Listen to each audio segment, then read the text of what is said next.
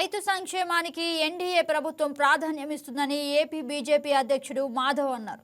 ఈ విడత చెల్లింపుల కోసం 3135 నిధులను కేంద్ర ప్రభుత్వం కేటాయించిందన్నారు. ఏపీలో అన్నదాత సుఖీభవ ద్వారా 48 లక్షల మంది రైతులు లబ్ధి పొందుతున్నట్లు తెలిపారు.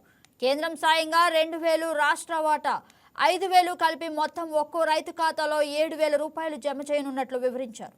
పీఎం కిసాన్ 21 విడత, అన్నదాత 2వ విడతలో భాగంగా రైతుల ఖాతాల్లో జమ కానున్నాయి. రైతాంగం ఏదైతే నష్టపోయారో వాళ్ళందరికీ కూడా ఆసరాగా ఉండే విధంగా ఈరోజు అన్నదాత సుఖీభవ, పీఎం కిసాన్ ఆ యొక్క నిధులు వాళ్ళ యొక్క ఖాతాలో పడటం చాలా సంతోషించాల్సిన విషయం. గత ఆగస్టులో మొదటి విడత ఈ యొక్క ఖాతాలో డబ్బులు పట్టడం జరిగింది. ఇప్పుడు రెండో విడత సుమారు 7000 రూపాయలు ప్రతి రైతు యొక్క ఖాతాలో పట్టడం ద్వారా వాళ్ళకి గిట్టుబాటు ధరతో పాటు ఏదైతే ఇన్పుట్ సబ్సిడీ ఉందో అవన్నీ కూడా రావటం, వీటన్నిటితో రైతాంగం ముందుకెళ్ళడానికి చాలా ఉపయోగపడుతుంది. ఆ విధంగా కూటమి ప్రభుత్వం రైతులను ఆదుకునే విధంగా పెద్ద ఎత్తున ఇవాళ అనేక రకాల కార్యక్రమాలు చేస్తుంది. అలాగే మంతా తుఫాన్లో ఏవైతే ధాన్యం ఇవాళ తడిచిపోయిందో వాటికి పూర్తి పరిష్కారం ఇవ్వటం, 40% తేమ ఉన్న వాటికి ఒక ధర ఇవ్వటం, ఆ విధంగా పూర్తి స్థాయిలో